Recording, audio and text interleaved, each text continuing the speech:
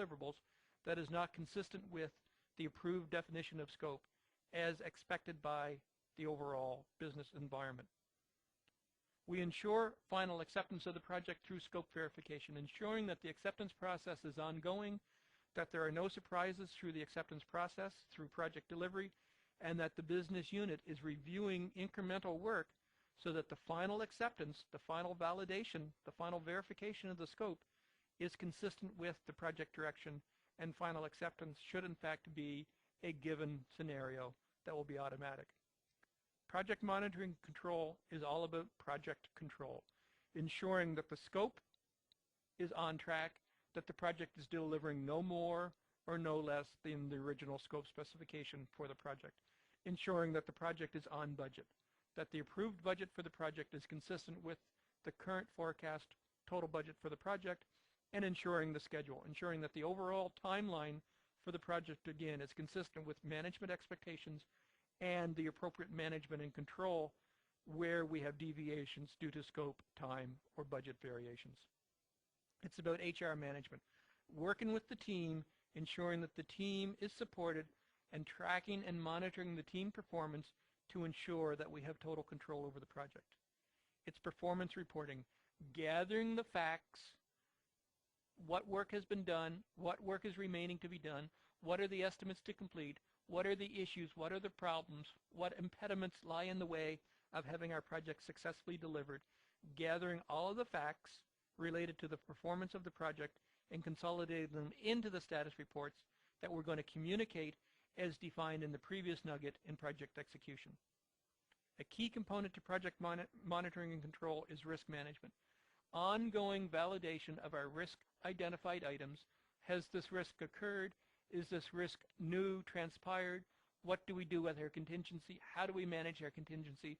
What are the new risks being identified as the project progresses? Ensuring that we're proactively dealing with those gotchas that are going to come in and impact our project. And then finally, component of project monitoring and control is contract administration, the ongoing administration of any contracts we have for procurement of outside products and services for our organization.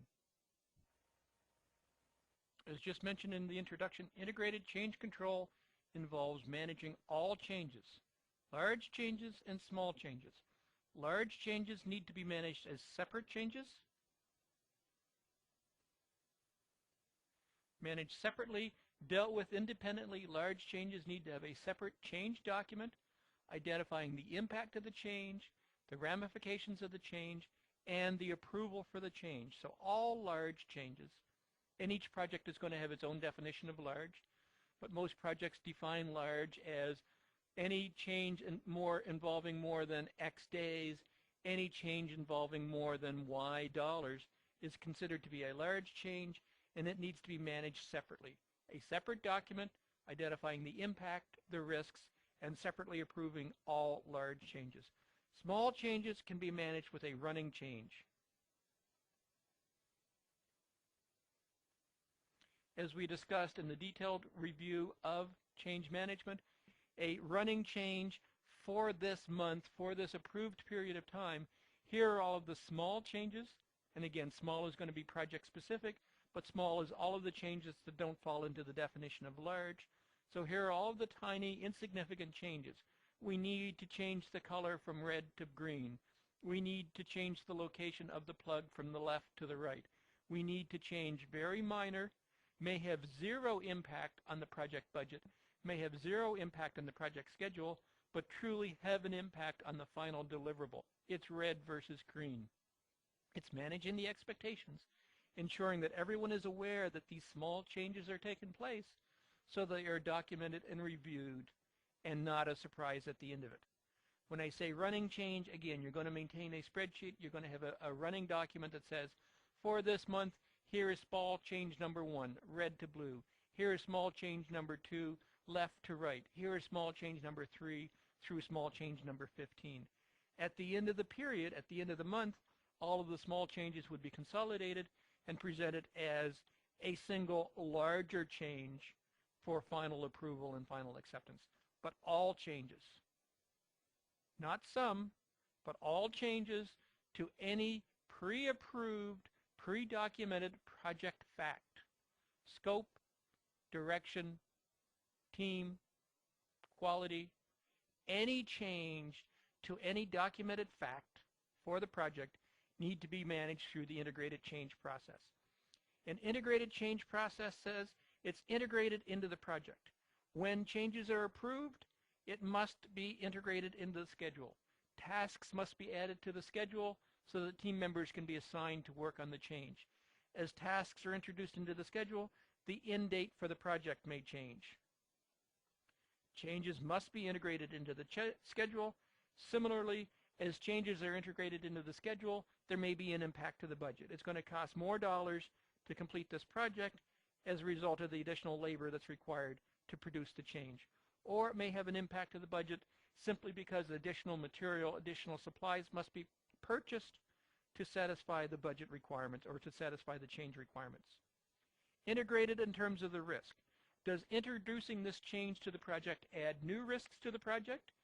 In which case new risk plans need to be developed, potentially additional incremental value for the contingency fund or the reserve needs to be added to the project if the change introduces new risk, or potentially, and maybe hopefully, the change is going to lessen the risk for the project. As a result of introducing this change in scope, we've been able to eliminate risk, or we've been able to minimize risk impacts, again, in which case the risk contingency, the risk reserve should be reduced as a result of the change. And finally, what impact does the change have on the team? Do we need to change the complement of the team? Do we need to change the skill set for the team? Do we need to add simply more team members that have existing skills? So all changes to approved project facts, no matter large or small, develop an effective way for dealing with all changes and ensure that all changes are effectively integrated into the total project. The schedule, the budget, the risk, the team, the quality, the procurement, the communications, every aspect of the project needs to be addressed with the integrated change and addressed as a total project picture, not isolated changes. The next step to project monitoring and control is scope verification. Scope verification is not verifying that we're delivering to the scope of the project. That's scope control. Scope verification is ensuring that the deliverables satisfy the scope, that final acceptance is going to be approved. So it's ensuring that each and every work product, each and every deliverable worked on for the project are accepted. It's the ongoing, it's the incremental review, it's the incremental process to ensure that interim deliverables, work in process, is reviewed with the business unit to ensure that yes, this work being produced satisfies our expectations, ensuring that the end product, when it is finally delivered, will satisfy total project requirements. So if you do good scope verification, ensuring that all interim, all work in process is reviewed on an ongoing basis, obtaining the formal acceptance when the final deliverable is presented to the business for formal final acceptance, it should be a routine matter of the fact, of course we're going to approve your project deliverable. Of course we're going to sign off your project. We've seen every piece of work that the project has completed to date, and there's absolutely no reason why I wouldn't be happy to give you formal acceptance. Ongoing scope monitoring and control in terms of the scope verification process, the interim review, the ongoing activities ensures that final acceptance of the process, final acceptance of the project deliverables, final acceptance of the project itself will happen in a timely, efficient fashion. As indicated by the title for this project management process group, project monitoring and control, control is a key aspect for what we need to be doing in this phase of project management. We need to ensure we have total control, yes, I believe, total control over the project. As a project manager, we need to ensure we have absolute understanding of the scope. Is the team delivering? Is the team working on the tasks? Are the deliverables being produced by the team satisfying all of the scope requirements and only the scope requirements? We want to ensure there's no gold plating. We want to ensure there's no embellishment, that we are delivering exactly what the scope specifications are going to be. We need to have an ongoing understanding of how the team is doing. For each and every task that the team is working on, is the task being produced according to original schedule? Is the team spending more time, more effort on a task? Is the team spending less time, less effort on the task? We're going to effectively monitor and manage our critical path for the project, ensuring that any variations as the team is working on individual tasks, we can reflect and understand the impact it's going to have on the total project schedule. And the component of control that is probably most carefully monitored in all organizations is the budget. Budget dollars are very easily understood by everyone. Everyone in the business understands the impact of spending dollars on a project. It's dollars that's not available for company profitability, or it's dollars that's not available to be spent on other activities in the project. So as a project manager, we need to carefully, diligently monitor the scope, the schedule, the budget. We need to be prepared to work and rework the schedule, the scope, the budget on a weekly basis. So every week we need to understand, is the project on scope? Are we delivering the right tasks? Is the team delivering the work according to schedule? What impact does Johnny spending 6 hours more on a task? What impact does Mary spending 3 hours less on a task have to the total project schedule? Are they on the critical path?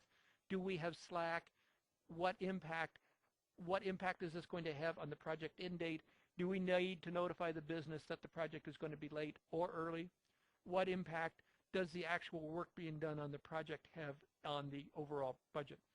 Based on the facts, just the facts, ma'am, just the facts, on the work that is done for the project, you as a project manager will be working and reworking the scope, the schedule, the budget, realizing that we have the triple constraints, that if there's a change to one of these components, the project is going to deliver more or less scope, it's going to have an impact on the schedule. The project is going to take more time to deliver more scope, or the project is going to take more budget, more dollars to deliver more scope.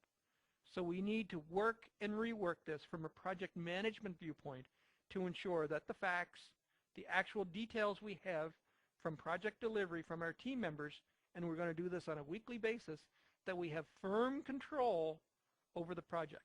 And we develop and understand that firm control because we're going to control it, we're going to manage it, we're going to work against our project baseline. The original statement of the scope, it's going to look like this. It's going to be a blue box. The original definition of the schedule, it's going to deliver on August the 23rd. The original definition of the budget, it's going to cost $50,000 to deliver the project. That is our baseline. This is what the scope looks like. This is the original project end date. This is the original project budget. As we get the facts on a weekly basis from our team, we're going to work and rework. We're going to understand the triple constraints, the relationship between scope, schedule, and budget, and we're going to monitor and rework that against our project baseline and work with our project sponsor to make any revisions necessary to satisfy the overall business requirements. An additional control element, quality control, is part of overall project monitoring and control. Quality control ensures that the project delivers what was defined, that the end product, that each end product, that all work products produced by the product satisfy the overall business requirements, i.e., that it is delivered according to the scope. We want to ensure that each product, each work product, meets the scope and therefore will meet the acceptance criteria. The only way to ensure that all of the products produced by the product are going to address the scope and meet the acceptance criteria is to ensure that they're properly tested and evaluated, that each component has been reviewed internally within the team, been through the proper review processes, the walkthroughs and validation processes, to ensure that each deliverable is produced according to scope, that it's going to satisfy the business criteria, and it's the team's responsibility to review, test, and validate to ensure that, again, the quality control processes are being followed and that the project delivers exactly what was defined. The next step for project monitoring and control is human resource management. ensuring that the team is performing according to plan. This is tracking and monitoring team performance. Getting from each team member on a weekly basis, or potentially as infrequently as bi-weekly, but I would like to suggest it should be as frequently as weekly, detailed status reports. What did they do? What's been done? How long did it take?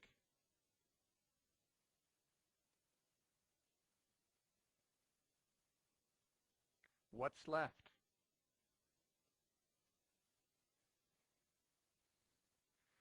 Tracking and monitoring the team performance is getting the detailed status report from each and every team member on a weekly basis. What did you work on this week? What did you hope to work on this week but didn't get to because of other priorities, other challenges? What are the problems? What are the issues? What's impeding you from being successful on the project? And what do you plan to work on next week? Getting that information allows you to fully understand what each team member is working on a weekly basis, understand their mindset, understand what is impeding them, understanding what you can do to help them move forward. The next step to tracking and monitoring team performance is how long did it take? How many hours did it take to complete, or how many hours did they work on a specific task during the week? And probably more importantly is what's left. How much more time is going to take you to complete this task? And you're not asking them to do simple math. Original estimate minus actual work equals remaining. You're asking them to give an honest, this is the best information I have at hand based on the information I now have because I'm half through, three-quarters through, in flight for this task. How much time do I believe is left to complete the task? Taking all of that information and then tracking and monitoring the team's performance information, taking that back to the control component that we talked about a few moments ago in this nugget, and reworking the project schedule based on the facts that we have from the team performance. How is the project doing? Obviously, if you're asking your team members to tell you what are their issues, what are their challenges, what's preventing them from being successful, you as the project manager will be working with the team members to resolve the issues. Do you need more training? Do you need more tools? Do you need more access to systems? Do you need? You will work with the team, understand what their issues are, and work with the team to resolve the issues. Or, if the resolution of the issues is beyond your power and authority to control, you will elevate the issues through the communications process, through your performance reports, to ensure that other senior managers in the organization are aware of the issues so they can work with you to ensure your project moves forward, which is part of managing the stakeholders. Ensure the stakeholders, through performance reporting, which we're going to discuss next, ensure the stakeholders are managed and aware of all project information. This concept of managing the stakeholders is new to this edition of the PMBOK. And when you first think about it, how should you, or how can you, or what rights do you have as a project manager to manage stakeholders, realizing that many stakeholders are going to be more senior to you in the organization. They're going to be your managers, they're going to be your acceptors managers, they may be even people in the director's position or even the C position, CIO, CEO position in your organization. What right do you have as a project manager to manage the stakeholders? I would suggest you have every right. You have been empowered, you have been given the responsibility and the authority to deliver your project on time, on budget, to specification. Therefore, if you need the help of the stakeholders to resolve issues, to remove roadblocks, you need to tell them you need their help, and then you need to manage them to say, okay, I asked for help a week ago, help hasn't been delivered yet, as politely as you can without being fired, of course. Help hasn't been delivered yet, therefore the impact on the project is it will absolutely be delayed by 2 weeks. Or the impact on the project is, as a result of indecision on making this purchase decision, we are going to have to pay a premium.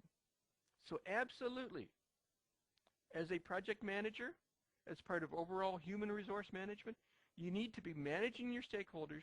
You need to be ensuring that you are telling them how the project is doing through performance reporting, which we'll discuss in just a moment, and you're ensuring that the issues, the actions you need them to take are being delivered in the timely fashion that you need to make your project successful. As just mentioned, the next step in project monitoring control is performance reporting. Gathering and consolidating all of the actual details, the status reports from the team members, so that you can communicate that information to the appropriate stakeholders in the organization. So it's tracking project status. We've already received detailed status reports from each and every team member. Team member number 1 worked on task A, B, C, D, E. Team number 2 worked on tasks M, N, O, and P. It's consolidating all of the detailed project status information from each and every team member, consolidating, bringing it up to the appropriate level of summary information, because typically a project status report is not going to have information at the task A, B, C, D. It's going to have information at the summary level A and the summary level M to provide the status information to your project sponsor, and maybe even at a higher level of summary detail for communications to higher level management in the organization. So it's tracking and consolidating the detailed project status from each team member to produce the appropriate status information, the appropriate project performance information for reporting to higher levels in the organization to all of your project stakeholders. Once you have detailed project status in place, it's important that you develop the project forecasts. In the control section, we discussed how you need to work and rework the schedule. Based on the facts that you now have from your team members, I am forecasting that the project will now cost an additional $200, $2,000, $20,000. Based on the status information I have from my team members, I am now predicting that the project will be 2 days late, 3 days late, 2 weeks late.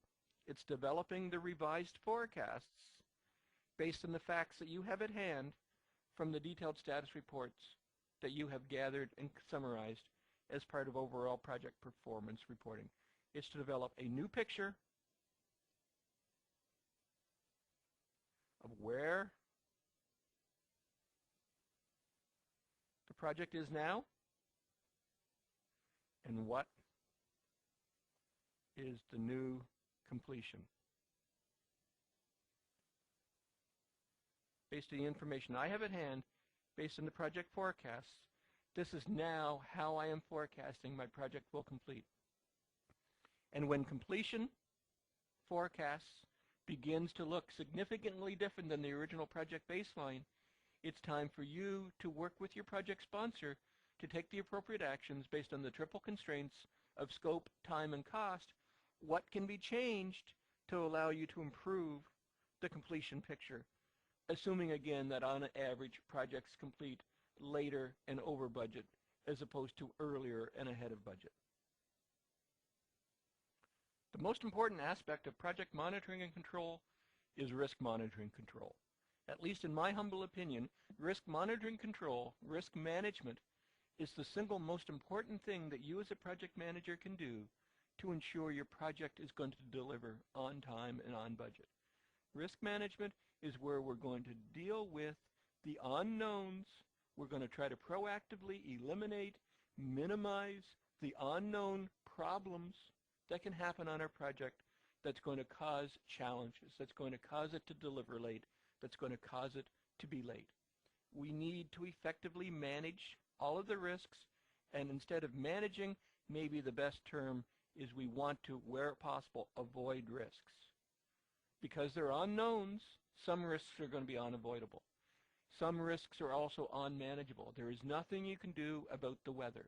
If weather is going to cause your project to have problems, if as a result of weather there will be days your project cannot be worked on, there's very little you can do to eliminate the risk of bad weather.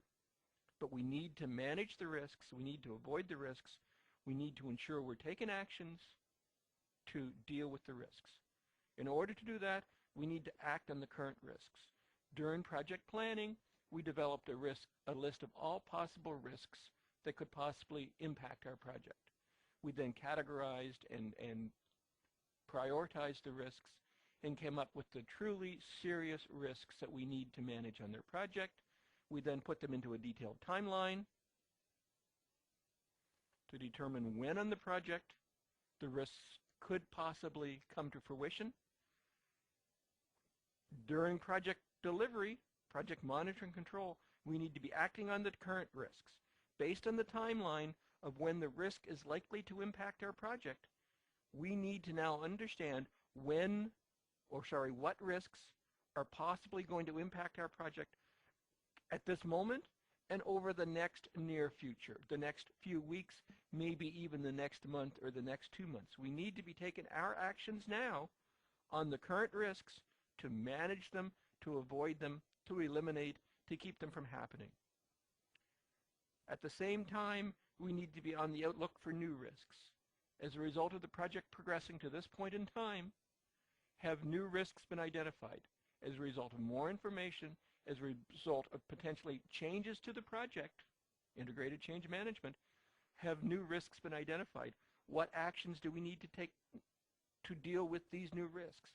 How are we going to manage? How are we going to avoid the new risks? Again, eliminate the risks, put plans and strategies in place for your project to keep these bad unknowns from impacting your project. And the thing I enjoy most about risk monitoring and control is retiring of risks. I had a risk that my team was going to require training. As a result of the work the team is now performing on the project, I realize they have all of the skills they need to complete their tasks. The risk for training can be retired. It is no longer a risk for the project. There's one less thing that's going to keep me awake at night. So when we're managing risks, when we're acting on the current risks, we're identifying the new risks, and we're retiring risks, we're dealing with the part of our project called contingency. Or another term for it is often reserve.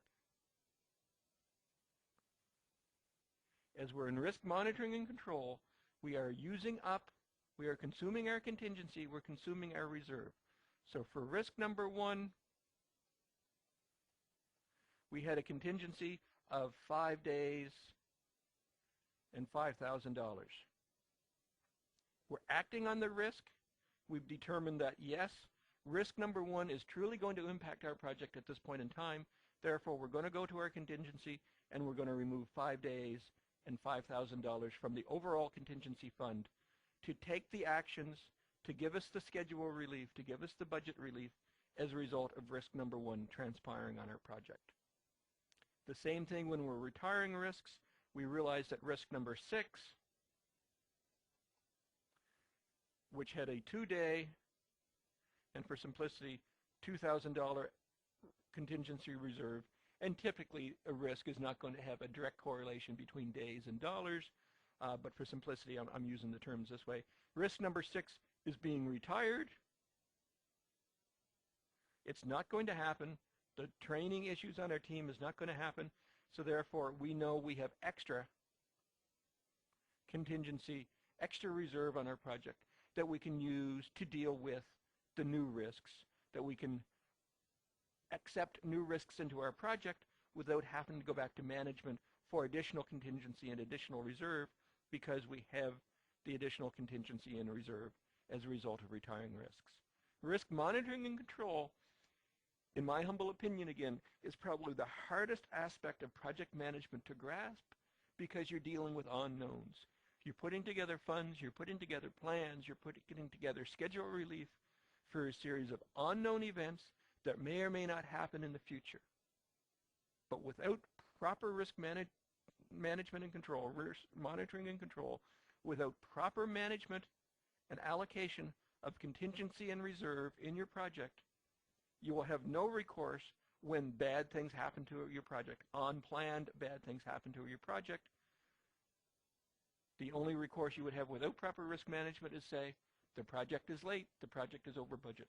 With good effective risk management, we simply begin to consume, we remove the time, the dollars for risk number 1 from our contingency, and we're still able to report, risk has happened, a bad thing has happened on my project, but because of effective risk management, the project is still on track. That's what risk management risk monitoring and control is all about. The final aspect of project monitoring and control is contract administration, ensuring that all contracts, all purchases that your project is making, that your project requires, are properly managed and administered. It's ensuring adherence to the contract. And when I say ensuring adherence to the contract, I'm talking on both sides of the contract. Contracts are two-sided, hopefully fair documents. Your sellers, your vendors, have certain obligations to you under the terms of the contract. You will manage to ensure that your sellers are delivering what it is your project requires in accordance to the terms and conditions of the contract. Similarly, your company has certain obligations back to the vendors. Obviously, they are going to expect payments, but they may be also expecting feedback, turnaround, supplies, access to intellectual property, access to specialized equipment that your organization has in order for them to fulfill their side to the contract. So you need to ensure adherence to both sides of the contract. You can't treat contract administration as purely a one-sided street, one-way street, where the only issues are you making sure you get everything you need out of your vendors. Obviously, you want to do that, but you also need to ensure that you are supplying the support to your vendors that they need to deliver the goods, the services that you need for your project. The next aspect is obviously your vendors are going to want to be paid. So you as a project manager will work with your procurement department to ensure proper processing, prompt processing of payments, that you are giving your vendors the proper approvals that they need to allow them to continue to execute on the project. Effectively, with contracting administration, you have become the customer. You are effectively the project sponsor. You are effectively the acceptor for the components of the project that your vendors are delivering. So you are delivering, administering, managing contracts as a mini project within your total project, where you have switched hats.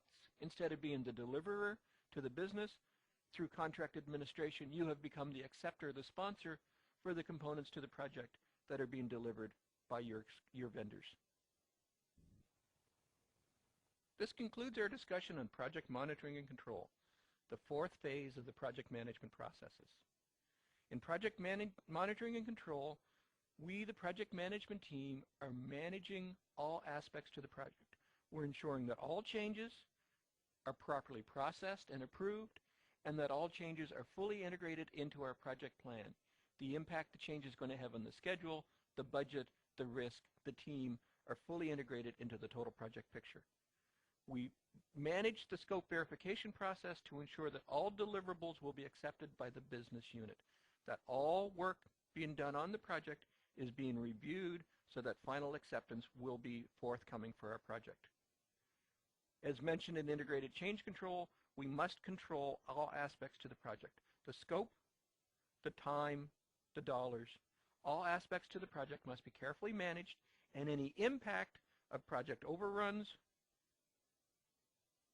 or hopefully you have some shortfalls where work is being done faster than planned, all aspects to the project based on the facts that you have from the team are being properly managed and controlled so that you have a current picture of where the project is, whether the project is in fact on time, on budget, whether the fact that the project is maybe running a little late, or hopefully you're on one of those special projects where the project is being delivered ahead of time and ahead of budget.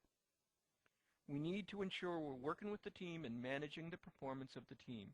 We need to track and manage each and every task, how much time is being spent on it, understanding the issues and resolving the issues that the team have to successful project delivery. We consolidate all of that information into project performance reports that we will consolidate, deliver to project sponsors, project stakeholders, senior management, so that all members of the organization are aware of the project and aware of the project status and have the information they need to help resolve any issues or any problems that the project is going to have. As discussed, I believe the most important aspect of project monitoring and control, and probably the most difficult aspect to understand, to grasp, is risk monitoring and control, risk management. Dealing with the unknowns, ensuring that you have proactive plans in place to eliminate, to minimize, to mitigate